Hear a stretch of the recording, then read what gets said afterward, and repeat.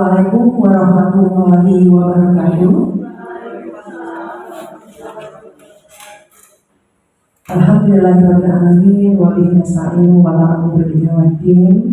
Rabbi shrah li sadri wa yassir li amri wa hlul 'uqdatam min lisani yafqahu.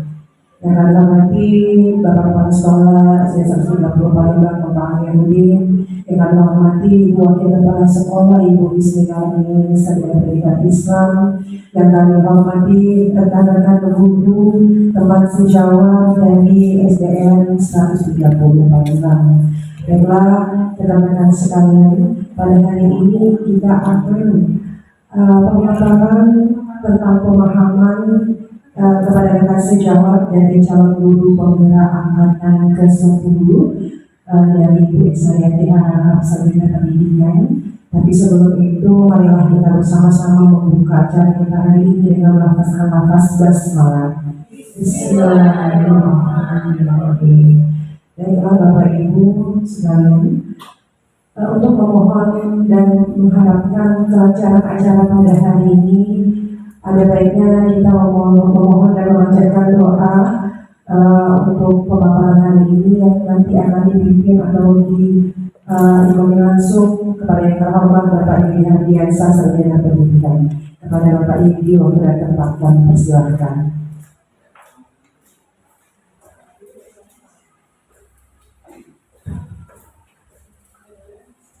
Bismillahirrahmanirrahim. Assalamualaikum warahmatullahi wabarakatuh. Baiklah Ibu guru sekalian, alangkah lebih baiknya kita sebelum kita membaca doa bersama, kita membaca surat Al-Fatihah terlebih dahulu. Semoga segala hajat yang kita doakan kepada Allah Subhanahu wa taala ini akan dikabulkan oleh Allah Subhanahu wa taala. Amin ya rabbal alamin. Kiramil Fatihah. A'udzubillahi minasyaitonir rajim. Bismillahirrahmanirrahim. Alhamdulillahirabbil alamin arrahmanirrahim maliki yaumiddin. Iyyaka na'budu wa iyyaka nasta'in. Ihdinas siratal mustaqim siratal ladzina an'amta 'alaihim ghairil maghdubi 'alaihim waladdallin. Amin. A'udzubillahi minasyaitonir rajim. Bismillahirrahmanirrahim. Hamdan safirin hamdan nafi'an wa yukafiru mazidan. Ya Rabbana lakal hamdu kama yanbaghi li jalali wajhikal karim wa li sultani. Allahumma shalli ala sayyidina Muhammad wa ala ali sayyidina Muhammad. Allahumma shalli ala sayyidina Muhammad wa ala ali sayyidina Muhammad. Allahumma shalli ala sayyidina Muhammad wa ala ali sayyidina Muhammad. Allahumma fir lana wa li walidayna warhamhuma kama rabbayana shaghira. Allahumma ya Allah, pada siang pagi menjelang siang ini ya Allah, kami berkumpul di SD 130 Palembang ini ya Allah, dalam acara diseminasi budaya positif yang insya Allah akan dimonitoring oleh Ibu Insariati Harap SPD, calon guru penggerak angkatan ke-10 SD 130 Palembang. Kami bermohon kepada-Mu ya Allah, barokahillah segala kegiatan kami ini ya Allah, lancarkanlah segala kegiatan kami ini ya Allah. Allahumma ya Allah, kami bermohon juga kepada-Mu ya Allah, ampunilah segala dosa kami ya Allah, ampunilah segala dosa guru kami ya Allah. Dan kami mohon kepada-Mu ya Allah, ampunilah juga segala dosa-dosa kedua orang tua kami ya Allah. Rabbana zalamna anfusana wa illam taghfir lana wa tarhamna lanakunanna minal khasirin. Rabbana atina fid dunya hasanah wa fil akhirati hasanah wa qina adzabannar. Wa sallallahu alaihi sayyidina Muhammad wa alihi washabihi ajmain. Subhana rabbika rabbil izzati amma yasifun wa salamun alal mursalin walhamdulillahi rabbil alamin. Taqabbalallahu minkum. Wassalamualaikum warahmatullahi wabarakatuh.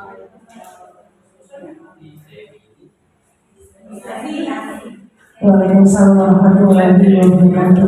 Terima kasih kami ucapkan kepada Bapak Yudi Hardiansyah Sarjana Pendidikan Islam yang telah memimpin doa kita pada hari ini. Semoga acara diseminasi budaya positif nanti akan berdampak baik kepada kita semua, khususnya karena sejauh yang dapat diseminasikan kepada peserta didik.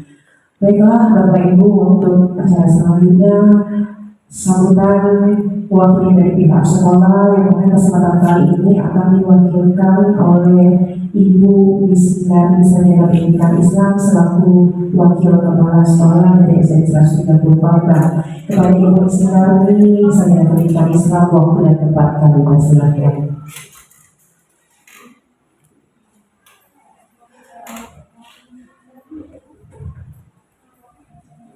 Assalamualaikum warahmatullahi wabarakatuh. Puji syukur kepada Allah Subhanahu wa Ta'ala, yang mana pada kesempatan ini kita bisa berkumpul di sini untuk kedua kalinya dalam acara pemaparan yang akan dilakukan oleh Ibu Sari tentang budaya positif. Insya Allah setelah kita mendengarkan paparan dari Ibu Sari, semoga kita semua ini dapat mengambil makna, mengambil ini yang baiknya dari paparan tersebut. Kemudian kita juga bisa menindaklanjuti dari paparan tersebut. Kami selaku wakil di SD Negeri 130 Palembang ini menyambut baik, mendukung sepenuhnya dalam kegiatan ini. Semoga kegiatan ini dapat berlanjut dan semoga kegiatan ini dapat membawa perubahan yang baik bagi SD negeri kita yang tercinta ini. Hanya itu dapat kami sampaikan. Semoga kita semua dalam keadaan sehat walafiat dan semoga kita semua menjadi orang-orang yang sukses dunia dan akhirat. Bila itu wal hidayah. Wassalamualaikum warahmatullahi wabarakatuh.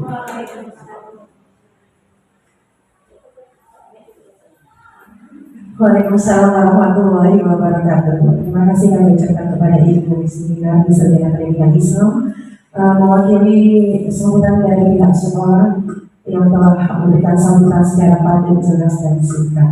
Baiklah Bapak Ibu, lanjut kita ke acara selanjutnya adalah acara inti yang nanti akan ada pemaparan materi tentang diseminasi budaya positif yang nanti langsung akan dipandu oleh Ibu Insari Yadiana Sarjana Pendidikan selaku calon guru penggerak angkatan tersebut.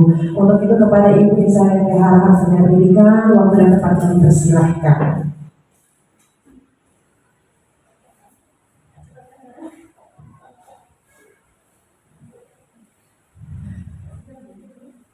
Terima kasih kepada Ibu Lasti.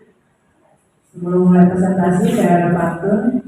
Jalan-jalan ke Mangga 2, tidak lupa membeli pasta. Selamat datang rekan-rekan semua. Mari kita mulai presentasi dengan bahagia. Bismillahirrahmanirrahim. Assalamualaikum warahmatullahi wabarakatuh. Alhamdulillahirrahmanirrahim. Wa bihi nasta'in wa ala umuri dunya waddin. Wassalatu wassalamu ala mursalin wa ala alihi wa sahbihi ajmain, amma ba'du. Pertama-tama marilah kita panjatkan puji dan puji syukur kita kepada Allah Subhanahu wa Ta'ala yang mana telah memberikan rahmat serta hidayahnya kepada kita semua, nikmat sehatnya sehingga kita dapat berkumpul pada ruangan kita yang berpenuh berkah ini dengan keadaan sehat walafiat.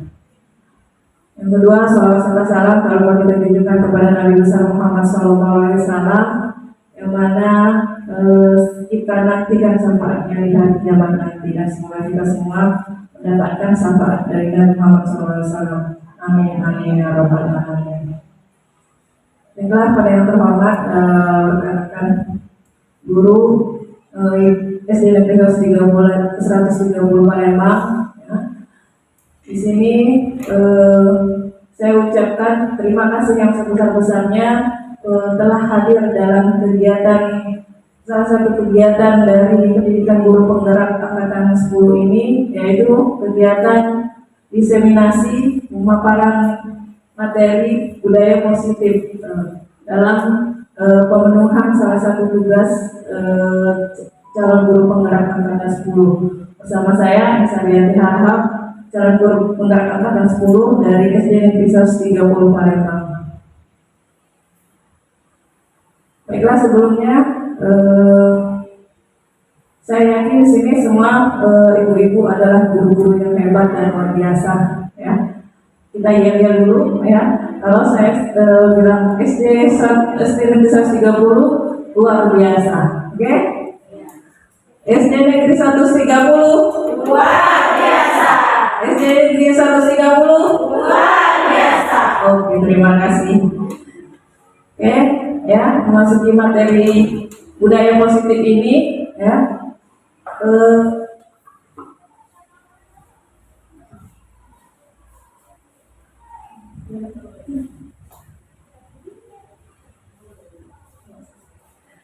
Oke, sebelumnya di sini saya ada gambar, ya, sebelum kita masuk materi.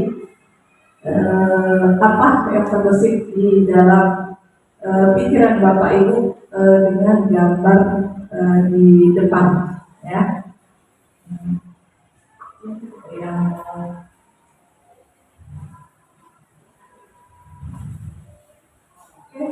saya minta ikut dia.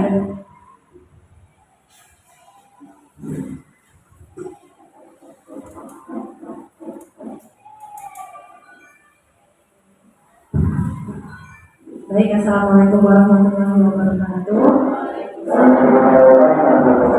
Terima kasih. Berdasarkan gambar yang saya lihat, di sana ada beberapa gambar yang menunjukkan aktivitas yang ada di sekolah. Dan dari gambar pertama yang saya lihat bentuk silaturahmi antara guru dengan siswa, di mana pada saat masuk ke lapangan sekolah, di sana ada siswa yang menyalami gurunya. Dan guru juga menyambut siswa yang datang ke sekolah. Selanjutnya ada juga kegiatan bentuk diskusi kelompok di dalam kelas yang dilaksanakan oleh para siswa bersama teman-teman dan guru. Ada lagi kegiatan bentuk kerjasama siswa yang pinggir kelas, kemudian bermain bersama di lapangan, kemudian ada juga yang berkebun di halaman sekolah. Ada juga kegiatan bermain bersama. Kegiatan bermain itu sepertinya bukan berada di lingkungan sekolah, ya, tapi bermain dengan anak-anak yang usianya sama, tapi merupakan salah satu bentuk kerjasama permainan tersebut. Terima kasih. Oke, baik, terima kasih pada Ibu Dahlia. Ya, dari pemaparan gambar tadi, adakah yang bisa menyimpulkan? Oke, Ibu Yulita. Terima kasih Ibu Insyariati. Menurut pengalaman saya, seluruh rangkaian gambar itu ada dua yang tersirat. Yang pertama itu kolaborasi. Yang kedua itu pembiasaan budaya yang baik, pembiasaan budaya positif, baik itu di sekolah ataupun di rumah, untuk pembentukan karakter anak menjadi yang lebih baik. Yaitu sekarang ini viral profil pelajar Pancasila. Terima kasih, Bu. Oke, terima kasih ya, Ibu Yulita. Ya, mantap ya jawabannya. Benar ya, yang kita amati dari gambar tersebut, alangkah indahnya, alangkah bahagianya seandainya kita punya murid-murid seperti ini, ya, di mana murid-murid ini bahagia mereka, ya, senang, ya. Ini memang kegiatan rata-rata di sekolah, ya, dari yang saling kepada gurunya, ya, menunjukkan mereka berakhlak mulia. Kemudian juga ada diskusi aktif, ya, kemudian cinta lingkungan, gotong royong, ya. Alangkah indahnya kalau kita punya murid-murid yang seperti ini, dan mereka pun intinya mereka bahagia, senang, ya, untuk datang ke sekolah. Jadi mereka punya motivasi untuk semangat ke sekolah, ya. Dan mengapa pentingnya budaya positif itu? Karena bisa meningkatkan motivasi dari siswa itu sendiri, ya. Berdampak juga bisa nanti menjadi hasil pembelajaran yang kita harapkan, yaitu yang pastinya yang baik, ya. Oke, dari konsep inti dari budaya positif ini yaitu ada perubahan paradigma belajar, kemudian ada disiplin positif, nilai-nilai kebajikan, kemudian kebutuhan dasar manusia, motivasi perilaku manusia, posisi kontrol guru, keyakinan kelas, dan segitiga restitusi.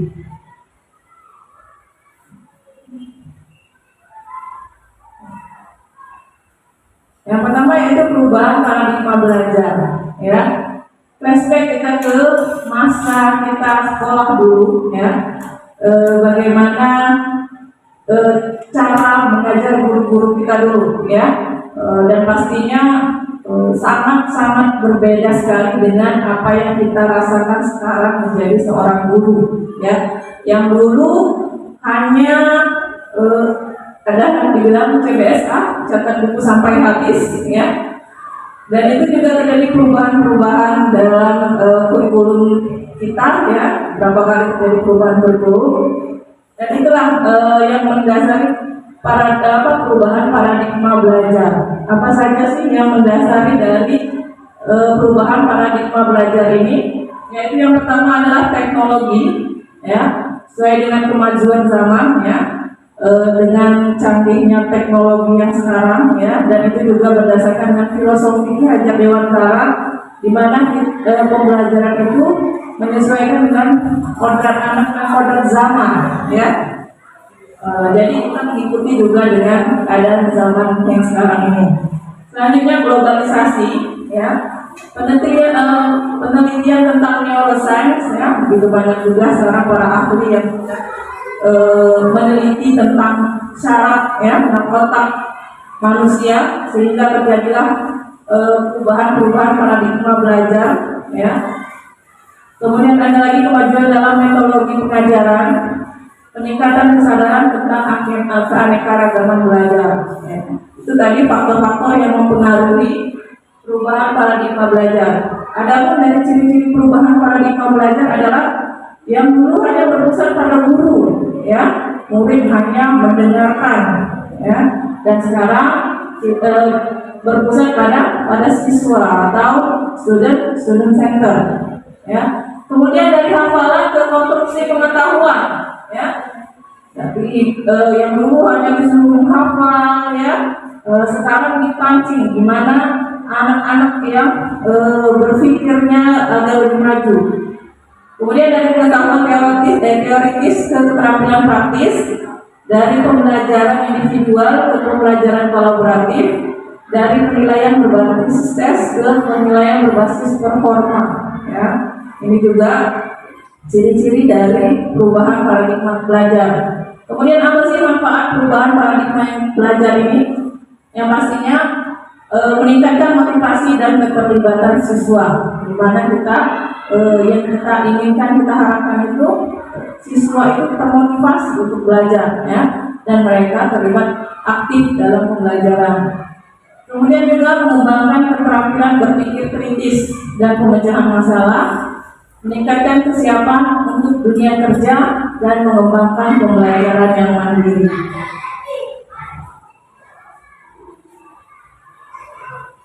Apa saja tantangan dari perubahan paradigma belajar ini, ya?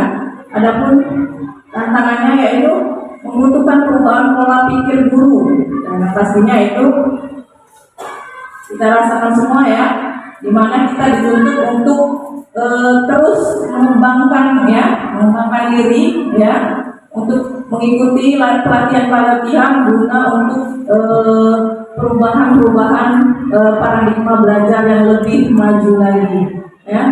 Kemudian membutuhkan sumber daya yang memadai, adapun fasilitas juga sangat menjadi tantangan kita, ya, di mana tanpa itu semua sumber daya itu sangat penting, salah satu poin penting dalam kegiatan pembelajaran.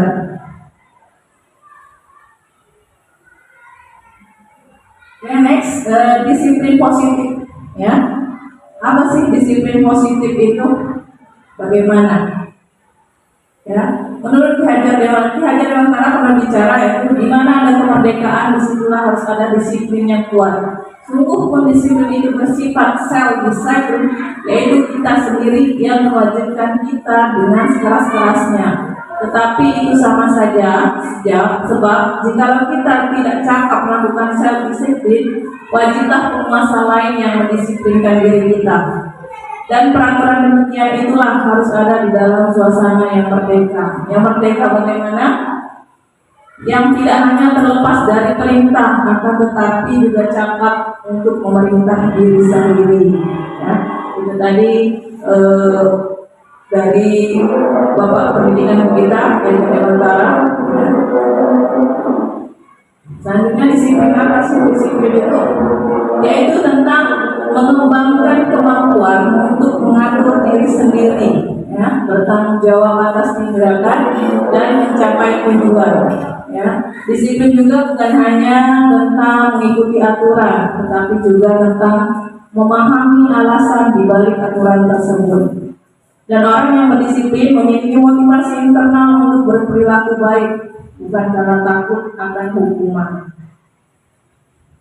Adapun ciri-ciri orang yang berdisiplin yaitu mampu mengendalikan diri, ya, bertanggung jawab, seperti yang kita tadi ada pemaparan dari Ibu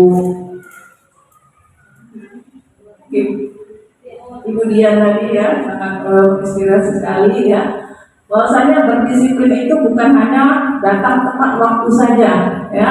Banyak poin-poin disiplin indikator dari berdisiplin itu sendiri, ya, yaitu mampu mengendalikan diri, bertanggung jawab, terorganisir, tepat waktu, percaya diri, gigih dan mandiri, ya. Itu indikator dari orang-orang yang berdisiplin. Kemudian apa sih manfaat dari disiplin itu? Yaitu membangun anak-anak yang percaya diri dan mandiri, meningkatkan hubungan orang tua, anak, dan guru. Itu tinggal sedikit. Mengurangi perilaku negatif, kemudian meningkatkan kesehatan mental anak dan mempersiapkan anak-anak untuk masa depan mereka.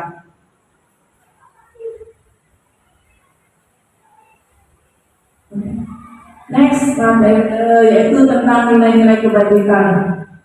Mungkin saya akan minta pendapat rekan sekalian, apa saja sih bagian-bagian dari nilai kebajikan itu? Mungkin Ibu Indira. Nilai-nilai kebajikan.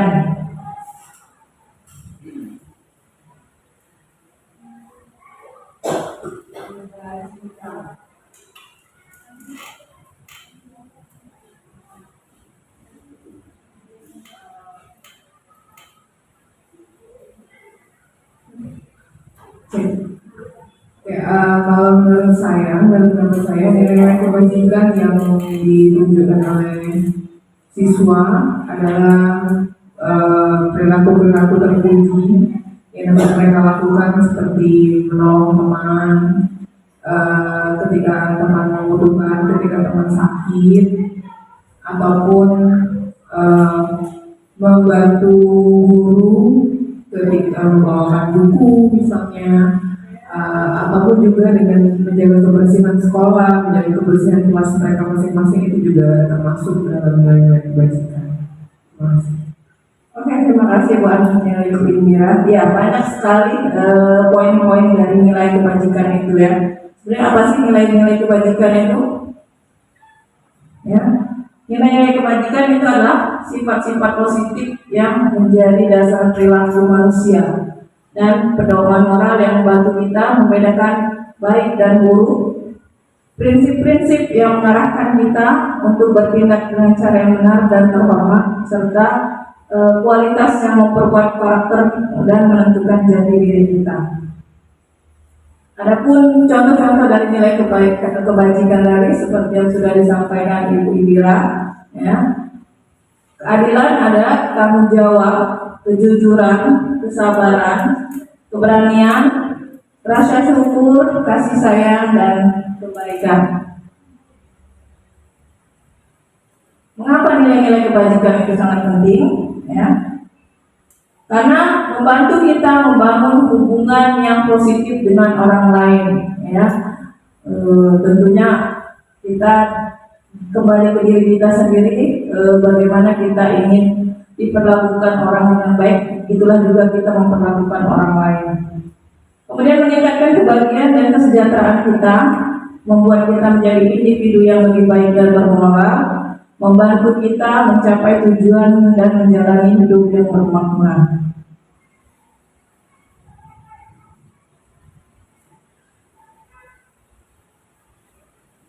Next, kebutuhan dasar manusia. Adapun semua manusia itu mempunyai kebutuhan dasarnya, ya. Jadi menurut Diana Geslow itu ada 5 kebutuhan dasar manusia, ya. Kebutuhan dasar manusia adalah segala sesuatu yang kita lakukan untuk mendapatkan apa yang kita inginkan. Seluruh tindakan yang kita lakukan memiliki tujuan tertentu dan semua usaha terbaik yang kita lakukan adalah dalam rangka agar kebutuhan dasar kita terpenuhi dengan baik. Apa saja kebutuhan dasar manusia itu? Yang pertama adalah kebutuhan untuk bertahan hidup, ya, di mana adalah makanan, tempat tinggal, pakaian, keamanan, kesehatan, ya, untuk bertahan hidup. Yang kedua yaitu kebutuhan akan kasih sayang dan rasa diterima, ya, rasa diterima, ya, dipedulikan, berbagi, kerjasama dan menjadi bagian dalam kelompok. Ini juga termasuk kebutuhan dasar manusia, ya. Seperti contoh kasus ini yang menjadi bagian dalam kelompok, mungkin itulah yang menjadi terjadinya bullying, ya. Mungkin dia tidak diterima di kelompok tertentu, jadi dia kurang, ada anak yang kurang dari kasih sayang dan rasa diterima. Itu penyebab dari bullying tadi, karena kebutuhan dasarnya tidak terpenuhi di fase kasih sayang dan rasa diterima. Selanjutnya ada lagi penguasaan, ya, yaitu harga diri, keinginan untuk dianggap, memimpin, berprestasi, diakui dan didengar.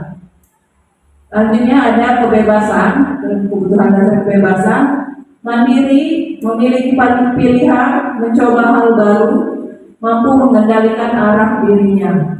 Dan yang terakhir kebutuhan dasarnya itu kesenangan, ya, bermain, humor, antusiasme, dan tertawa. Itulah 5 kebutuhan dasar manusia tadi. Selanjutnya, bagaimana cara memahami kebutuhan dasar manusia, ya, agar apa sih manfaat dari memahami kebutuhan dasar manusia, yaitu meningkatkan kualitas hidup diri sendiri dan orang lain, membangun hubungan yang lebih kuat dan positif, menciptakan lingkungan yang lebih suportif dan kondusif, serta mendorong individu untuk mencapai potensi penuh mereka. Oke, next, kita mungkin sudah siap, kita explaining dulu sebentar, ya, karena hari sudah siap. Tebak gambar, ya. Nah, ada huruf U, ada huruf, ada gambar, apakah itu? Apa? Oke, ular, Ibu Indira. 100 untuk Ibu Indira.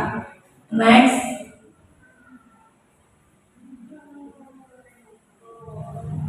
Siapa yang bisa jawab? Apa? Gorila, ya. Yang lainnya belum fokus?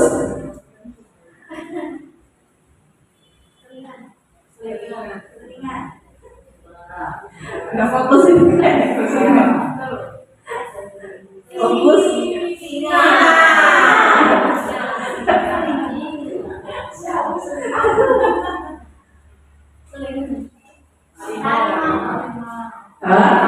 Harimau, oke.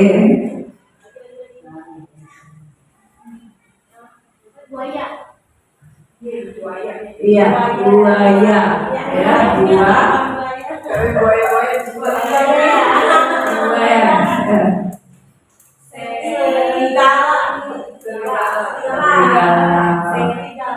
Masih ada kah?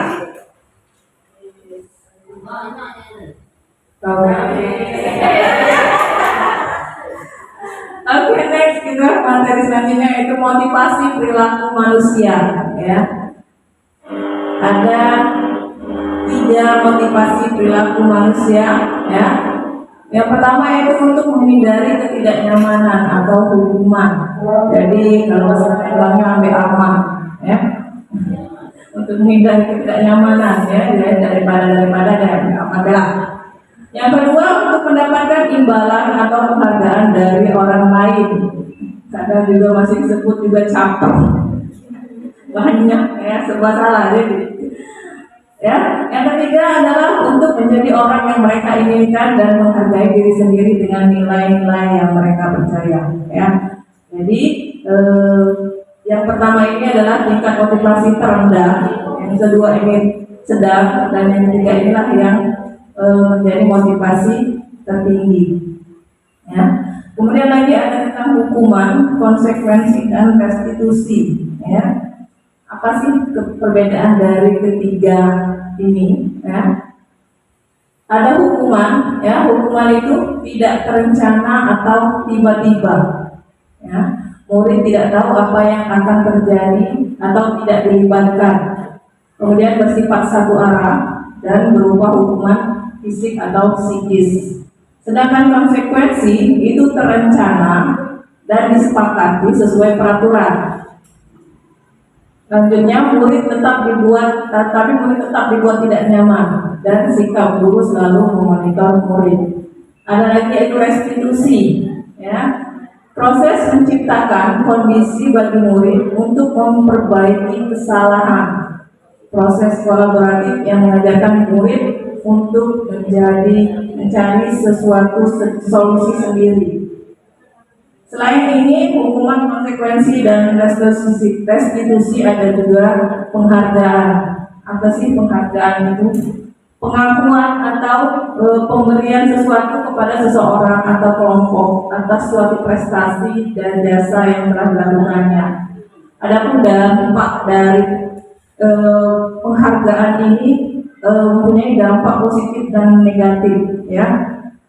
Karena selama ini yang kita tahu penghargaan itu pasti positif, ternyata jauh dari situ, ya. Kalau diteliti lagi banyak sekali dampak negatif dari penghargaan. Selanjutnya tujuan pemberian penghargaan adalah meningkatkan motivasi, menunjukkan apresiasi, dan meningkatkan moral, meningkatkan kinerja. Itu tadi tujuan penghargaan. Sedangkan untuk dampak-dampak tadi, ya, banyak dampak dari penghargaan itu, seperti penghargaan itu menghukum, ya, penghargaan itu dan banyak yang lainnya, ya.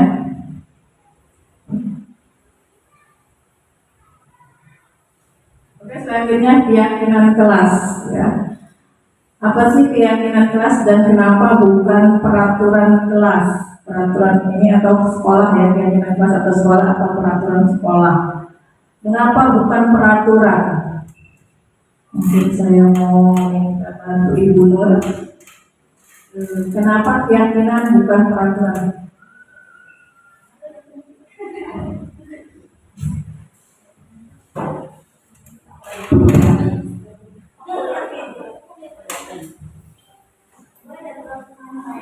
Boleh, oh iya, yang lainnya silakan santai, silakan dimakan, diminum yang ada di depannya, jangan ngantuk, ya, sudah siang. Silakan Ibu Nur. Terima kasih Bu Sadar pertanyaan. Kenapa dia akan dikatakan keyakinan kelas bukan peraturan kelas?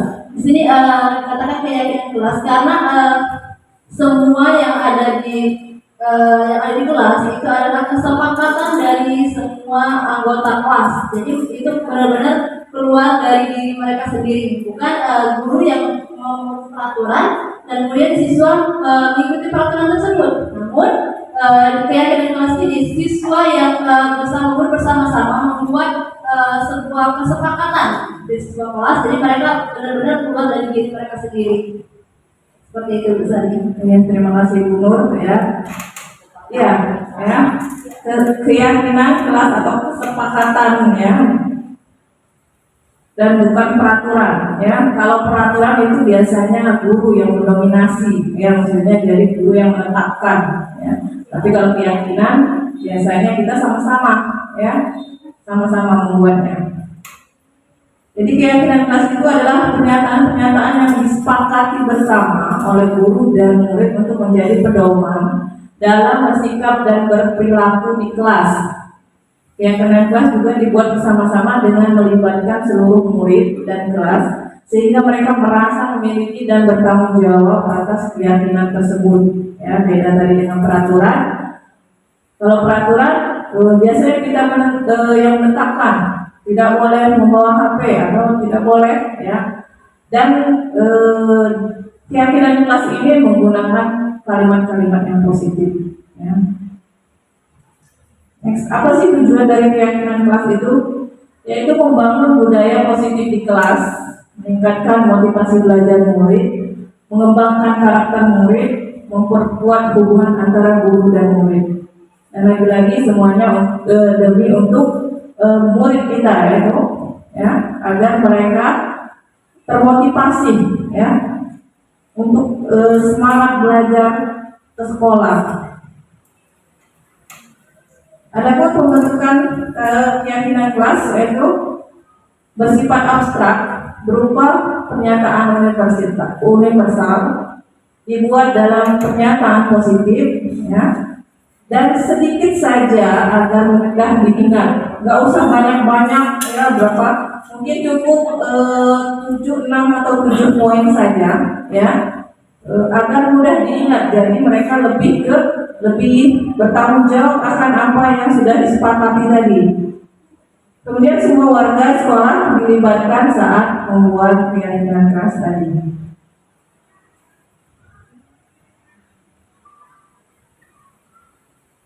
Oke, selanjutnya ada 5 posisi kontrol, ya. Di kontrol guru adalah sebuah kerangka kerja yang dikembangkan oleh dosen untuk membantu guru memahami dan menerapkan berbagai pendidikan dalam mengelola perilaku dan membangun hubungan dengan siswa. Ya, ada 5 posisi kontrol guru. Yang pertama yaitu sebagai penghukum. Bagaimana sih ciri-ciri guru yang penghukum? Yang pertama yaitu menggunakan hukuman fisik, verbal, atau emosional untuk mengendalikan perilaku. Sering marah, menyalahkan, dan membuat orang lain merasa bersalah. Fokus pada aturan dan kepatuhan daripada pemahaman dan kerjasama. Apa dampak dari posisi kontrol hukum ini? Menimbulkan rasa takut, kebencian, dan perlawanan dari orang lain, menghambat komunikasi dan kerjasama yang efektif, dapat menyebabkan perilaku yang lebih buruk dalam jangka panjang. Kemudian yang kedua yaitu ada pembuat rasa bersalah. Ya. Karakteristiknya yaitu menggunakan rasa bersalah dan memanipulasi emosional untuk mengendalikan perilaku, sering mengkritik, membandingkan, dan membuat orang lain merasa tidak mampu. Fokus pada kelemahan dan kesalahan daripada potensi dan kekuatan murid. Dan dampaknya yaitu menurunkan rasa percaya diri dan harga diri orang lain, menimbulkan rasa tidak aman dan ketergantungan, menghambat perkembangan dan pertumbuhan pribadi. Posisi selanjutnya adalah posisi sebagai teman, ya, yaitu berusaha menjadi teman dan menyenangkan semua orang, menghindari konflik dan konfrontasi, kurang tegas dalam menetapkan batasan dan menegakkan aturan. Dampaknya dapat membuat orang lain merasa tidak dihargai dan tidak dihormati, menyebabkan kurangnya disiplin dan keteraturan, menghambat pengambilan keputusan yang efektif. Posisi kontrol selanjutnya adalah pemantau. Ya. Karakteristik dari posisi pemantau ini yaitu terus memantau dan mengawasi perilaku orang lain, sering mengkritik dan menyalahkan atas kesalahan kecil, fokus pada kesalahan dan kekurangan daripada kemajuan dan pencapaian. Adapun dampaknya menimbulkan rasa tidak percaya diri dan curiga pada orang lain, menghambat inisiatif dan kreativitas, membatasi rasa tanggung jawab dan kepemilikan. Dan posisi yang terakhir yaitu adalah sebagai manajer, ya. Mungkin dari ke-5 posisi kontrol guru tadi, mungkin inilah yang lebih efektif untuk kita sebagai guru, di mana karakteristiknya yaitu menetapkan ekspektasi yang jelas dan konsisten, memberikan umpan balik yang konstruktif dan suportif, berfokus pada solusi dan pemecahan masalah. Dan dampaknya itu meningkatkan rasa tanggung jawab dan pemilikan pada orang lain, mendorong inisiatif dan kreativitas, membangun hubungan yang kuat dan saling menghormati.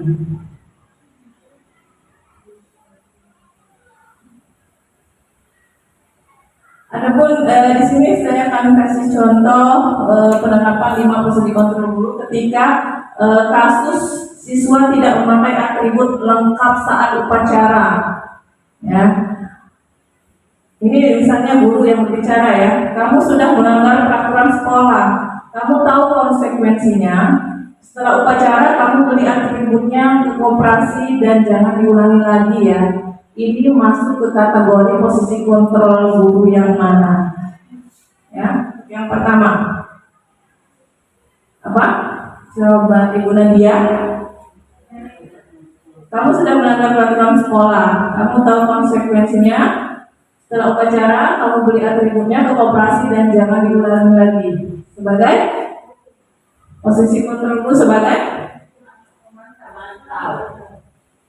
pemantau atau manajer. Ibu Nadia, pemantau. Oke, ya.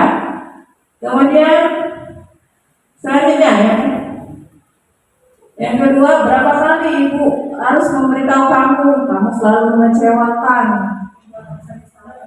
Apa? Membuat rasa bersalah. Kemudian, hormat pada bendera selama 1 jam. Ayo dong ikuti aturan sekolah, tolong bantu ibu atau bapak yang sekali ini, ya sudah, jangan lupa seperti ini lagi, ya, sebagai teman. Yang terakhir itu, apakah kamu tahu kesalahanmu? Kira-kira bagaimana kamu memperbaiki kesalahanmu? Ya, manajer. Berarti dari 5 ini mana yang enakan, yang posisi kontrol guru ini adalah sebagai manajer. Ya. Ini kita posisi kontrol apakah aku? Saya kecewa dengan kamu. Sebagai guru, sebagai membuat siswa merasa bersalah. Kamu tidak pernah benar melakukannya.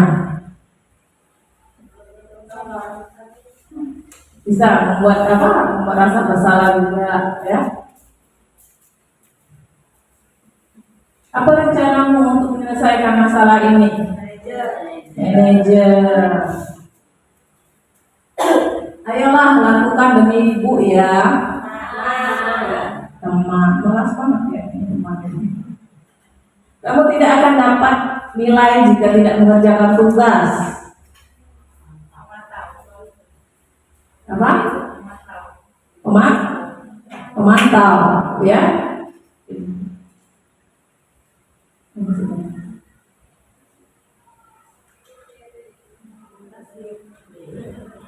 Oke, next, ini materi terakhir yaitu segitiga restitusi. Apa sih segitiga restitusi itu?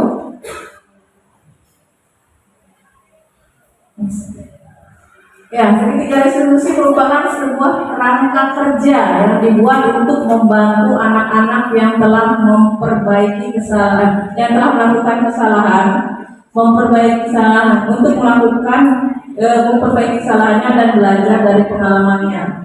Ya, konsep ini didasarkan pada pendekatan disiplin positif yang berfokus pada solusi pembelajaran daripada dengan hukuman. Tujuan dari segitiga restitusi ini adalah membantu anak untuk memahami konsekuensi dari tindakannya, memberikan kesempatan kepada anak untuk menebus kesalahannya, membangun karakter dan tanggung jawab pada anak, dan mendorong disiplin positif dan perilaku yang lebih baik untuk masa depannya. Adapun langkah-langkah dari segitiga restitusi ini yaitu menstabilkan identitas, memvalidasi tindakan yang salah, menanyakan keyakinan, ya, menstabilkan identitas jika ada seorang siswa melakukan kesalahan, ya, dan ini memang kayaknya sudah terbiasa dengan kita ya. Biasanya suka langsung marah, ya, suka langsung menjudge, membuat rasa bersalah, ya, penghukum, biasanya seperti itu ya. Jadi ternyata banyak langkah-langkah untuk bagaimana siswa itu walaupun dia salah, tapi jangan dianggap dia salah, dan bagaimana untuk melakukan solusi memperbaiki dari kesalahan tadi. Ya, menstabilkan identitas. Ya, yang pertama yaitu membantu anak untuk memahami bahwa kesalahannya tidak mendefinisikan dirinya sebagai pribadi. Penting untuk menegaskan bahwa anak masih berharga dan dicintai meskipun telah melakukan kesalahan. Jadi jangan karena dia bersalah dicap salah terus. Biasanya memang ada kategori anak-anak yang seperti itu. Tiap hari salah terus bawaan. Gunakan kalimat seperti kamu memang melakukan kesalahan, tapi tidak berarti kamu adalah orang yang jahat. Jadi distabilkan dulu identitas anaknya, ya, kenapa dia bersalah. Jadi lanjut yang kedua yaitu validasi tindakan yang salah, yaitu membantu anak untuk memahami mengapa tindakannya salah, diskusikan dampak dari tindakannya terhadap orang lain dan aturan yang telah dilanggar. Hindari menyalahkan atau mengkritik anak secara berlebihan. Gunakan kalimat seperti kamu pasti punya alasan mengapa melakukan hal itu, atau kamu melakukannya karena mempertahankan sesuatu yang penting bagimu, ya.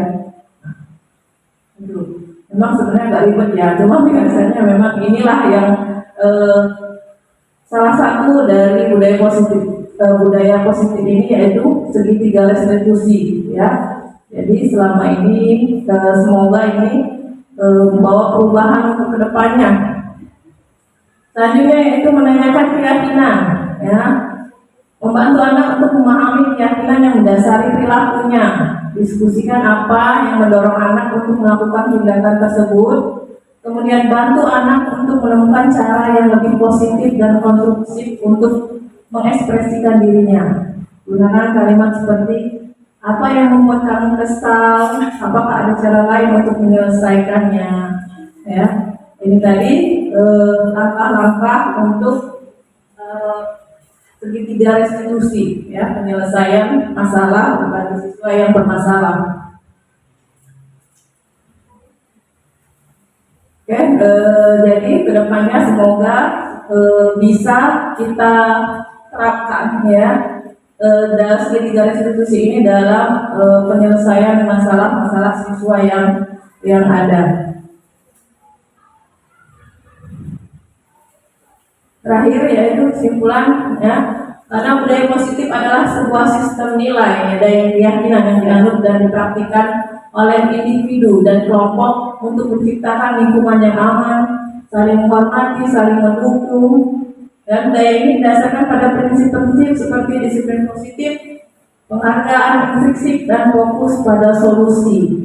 Membangun budaya positif adalah sebuah perjalanan panjang, ya, namun sangat bermanfaat bagi kita semua.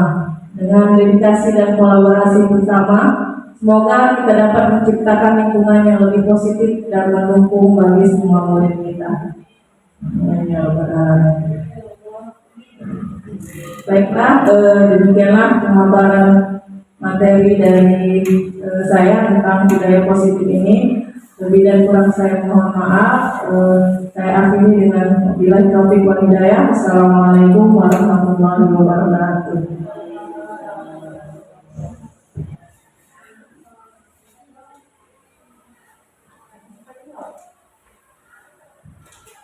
Waalaikumsalam warahmatullahi wabarakatuh. Terima kasih kami ucapkan kepada Ibu Isani Rahmat yang telah memberikan pemaparan kepada kita semua selalu berkasih jawab tentang materi diseminasi budaya positif, yang dimana diseminasi ini banyak sekali hal yang dapat kita gali dan dapat kita terapkan dalam kehidupan kita sehari kepada murid-murid kita.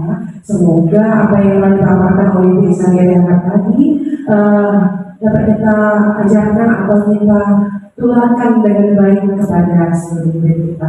Baiklah, rekan-rekan sekalian, dengan berakhirnya pemaparan tadi, maka berakhir juga seluruh rangkaian acara kita pada hari ini.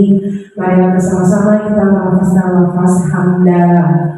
Alhamdulillahirobbilalamin. Saya ikut dengan patuh, petik manggo dapatnya limo, dicuci dulu, manggo bersih. Ternyata acara kita dah pulau lamo. Cukup sekian dan terima kasih. Bila taufik wal hidayah. Wassalamualaikum warahmatullahi wabarakatuh.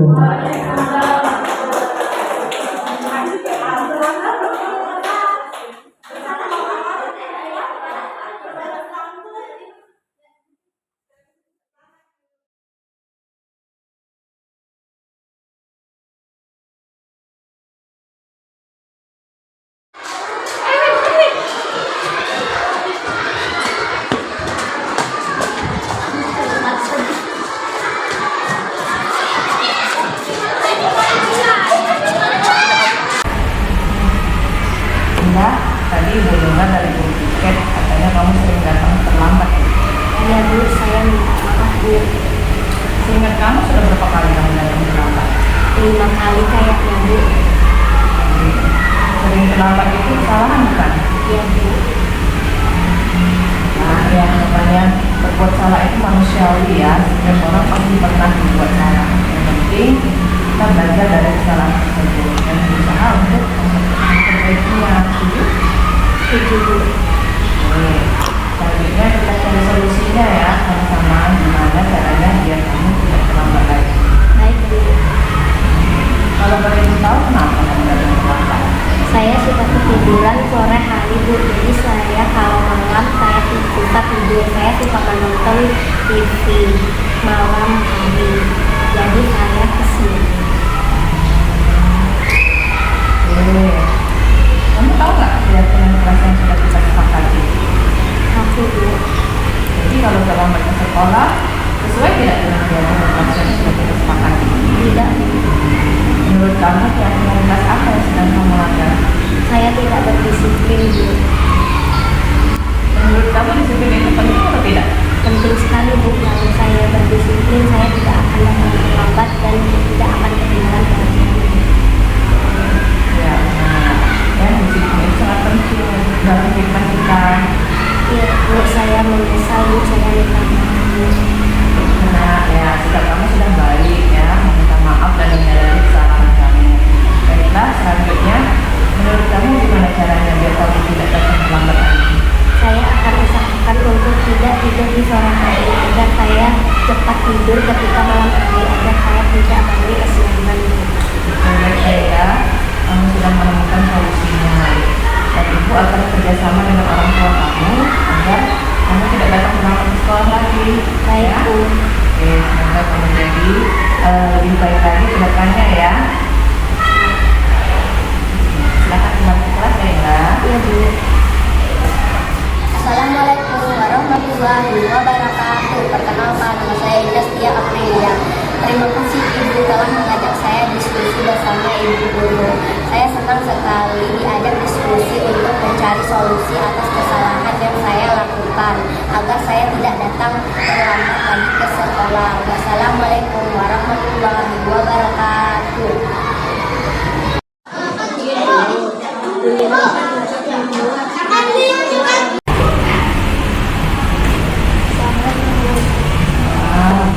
Win,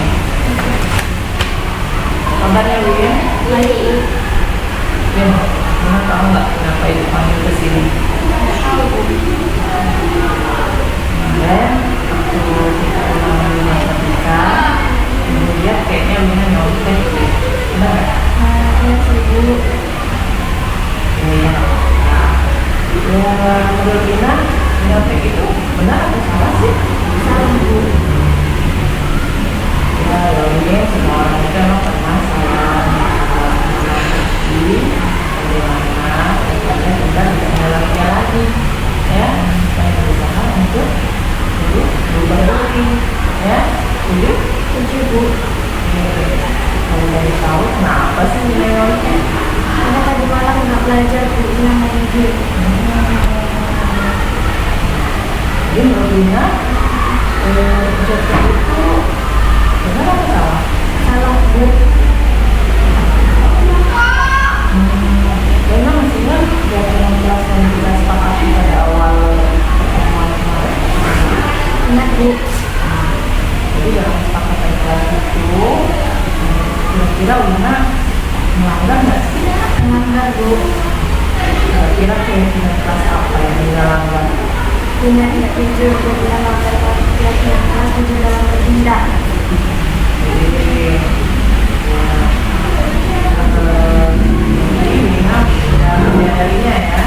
Jadi kira untuk berikutnya gimana, apa solusi Lina biar Lina nggak nyontek lagi? Belajar kepada Allah SWT Bu.